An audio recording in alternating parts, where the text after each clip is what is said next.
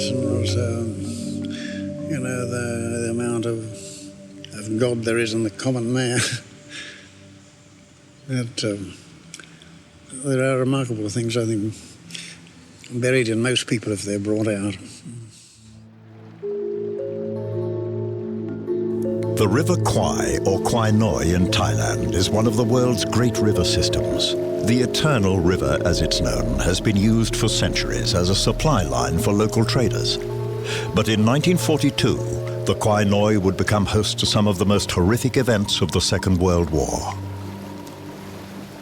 When Japan entered the war in late 1941, it successfully conquered most of Southeast Asia in just 100 days, effectively capturing over 100 million people. The speed, effectiveness, and brutality of the Japanese shocked the world.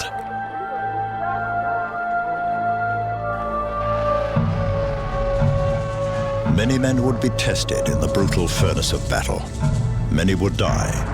Many would be wounded, and most would never be the same again. But heroes would also emerge, forged and tested in a way no man should ever be tested.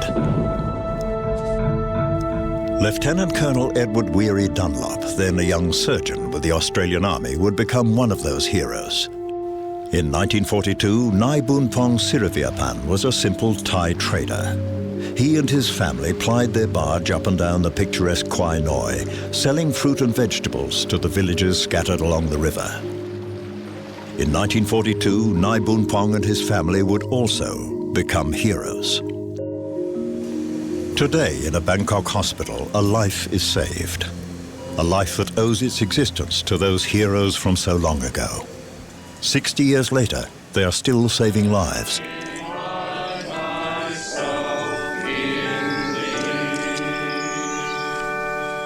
Scholar, sportsman, soldier, surgeon, an ambassador for his country, showered with honours, awards, and the object of the universal admiration of his countrymen and women, he died after a long, rich, and satisfying life. Yet in all those years, it was what happened here some 50 years ago, which were the defining events of Weary Dunlop's life. That's why he asked that when he died, his ashes be spread in this place. Weary Dunlop himself never forgot what was done by the Thais, exemplified by his great friend Boon Pong, who put their lives on the line to provide the food and medicines without which countless more prisoners would have been lost.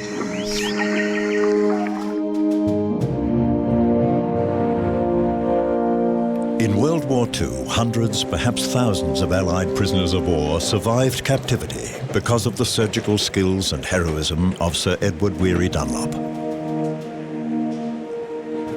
But until 1985, only those who had been with him really knew of these achievements. This was the year that former machine gunner and ex-prisoner of war Keith Flanagan retired from his job.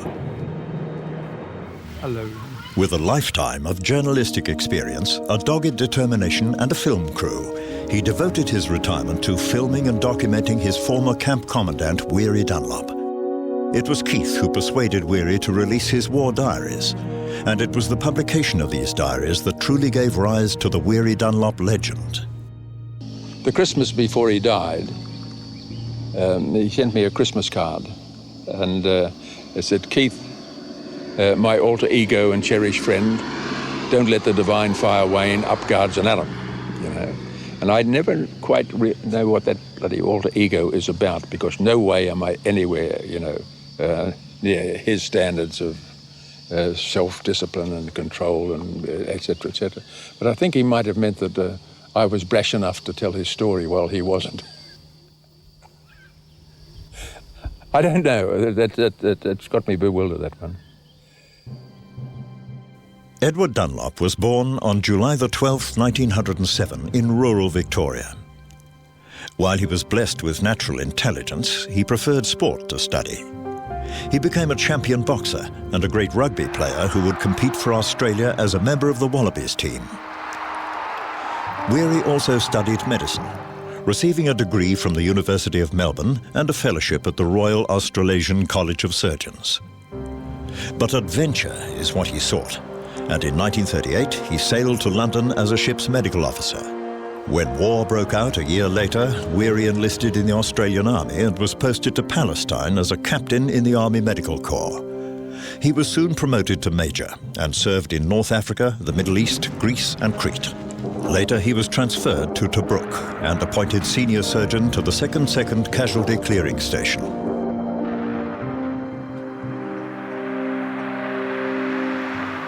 In 1977, when Weary was named Australian of the Year for services to medicine, Donald Stewart wrote an article which was headed The Quiet Lion. In it he said that the Ambonese soldiers in Java in the Netherlands East Indies Army had called him in their Malay language Singa Yang Diam. And he said, I agree, Weary Dunlop of the great heart and soft voice was, is and will ever be the Quiet Lion in the hearts and minds of all who knew him in our 3.5 years of suffering in the prison camps of Asia. When we forget him, we'll be dead. In the dark cave, the very dark cave, the lion sleeps tonight. Little people sit around the sides so that they can see. Right. Now, do you know what that says, that writing on the screen?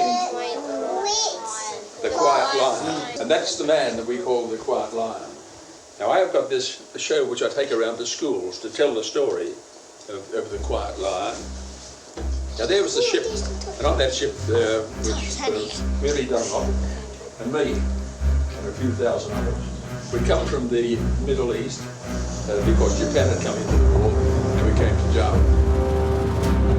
1942 was known as Australia's Year of Peril. The bulk of the Australian Army, Air Force and Navy were committed to defending Europe. When Japan entered the war, Japanese victory followed Japanese victory. Most of Southeast Asia quickly fell to the Japanese conquerors. Australia suffered numerous air attacks on its northern borders, and a full-scale attack on the country looked imminent. This wanton act of sheer aggression involves the people of this Commonwealth as nothing that has ever happened in our history involves us. We are face to face with the struggle for sheer existence. In response to the threat of Japanese invasion, the Australian Prime Minister John Curtin recalled Australian forces to defend their homeland. One of the first transport ships commissioned from the Middle East was the passenger liner, the Orchides, carrying some 3,500 specialist troops. Among those on board were Weary Dunlop, along with his 2nd Casualty Clearing Station unit, and specialist machine gunners Keith Flanagan and Rod Allenson. Very shortly after Christmas Day, we were all loaded onto our trucks and dashed down the coast, the Syrian coast, into Palestine, down the Suez Canal to Port Tewfik, and put on the Orchides. En route to Australia, the Orchides was diverted to Java. We'd arrived not strategically loaded. We were machine gunners, but our machine guns were on another ship. Our weapons, our lifeblood, was sent on another ship to Australia. We were sent, eventually, to Java. It's an extraordinary thing. There we were, a machine gun battalion without any guns, a toothless tiger. Patrolling the waters around Java was an Australian Navy cruiser, the HMAS Perth. One of those on board was Chief Petty Officer Ray Parkin. You see, we were sent in up to Java. It was a suicide mission, there to delay the enemy. And of course they told us the Jap Navy was nothing. The Jap Navy was, unfortunately, was British trained and it was pretty good. They were superior to us in many respects. I'm glad I didn't know all about that, how good they were when we went up against them. I thought, oh, the Japs should have knocked them over. In anticipation of the battles that lay ahead, Weary Dunlop and the 2nd Casualty Clearing Station unit travelled to Bandung in western Java to set up a field hospital inside the grounds of a school. Weary was promoted to temporary lieutenant colonel. Alongside Weary was his batman, his right-hand man, Private Milton Bluey Butterworth. I was with Weary on the Orchidees. The next thing we're on the train, the CCS, we were heading up to Bandung. And we became the first general hospital, you know, under the command of Weary. We had a good crew there, doctors. We had Arthur Mearn, Ewan Collett.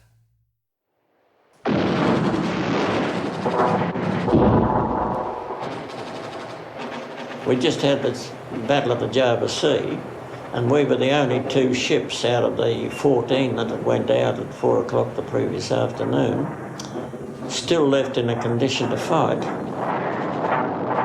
And of course we ran into another complete invasion force in Sunda Straits. You just had to, here it was, and it was on, and this was it. And we saw them by means of their flag, the fried egg, in between the jungle trees.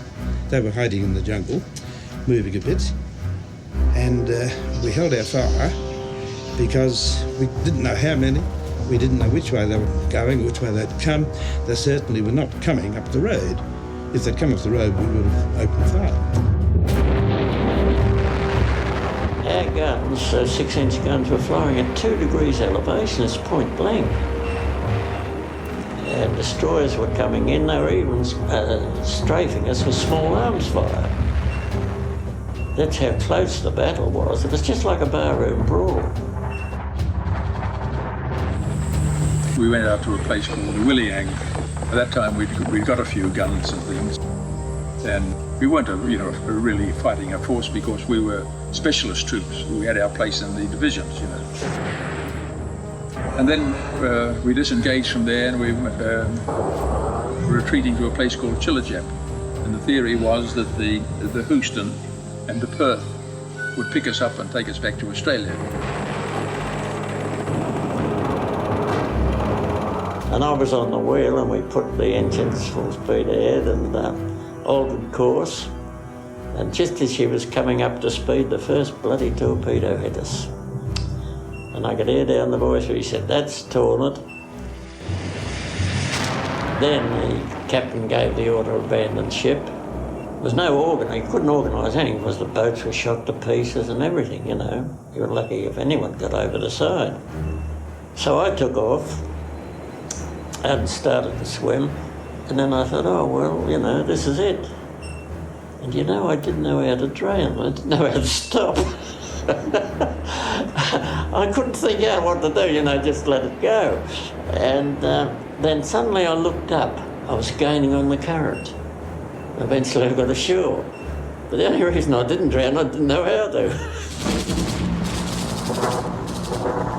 With the HMAS Perth sunk, along with the American cruiser the Houston, the Japanese had effectively destroyed all Allied naval resistance in the Java Seas and were free to land their invasion force. Battling huge odds and superior firepower, the Allied forces were soon overwhelmed by the Japanese. We fought an action out of Luoliang, and within 3 weeks we were in the bag. 3.5 years. We were prisoners of war in the bag. We were lags, we were old lags, we were convicts.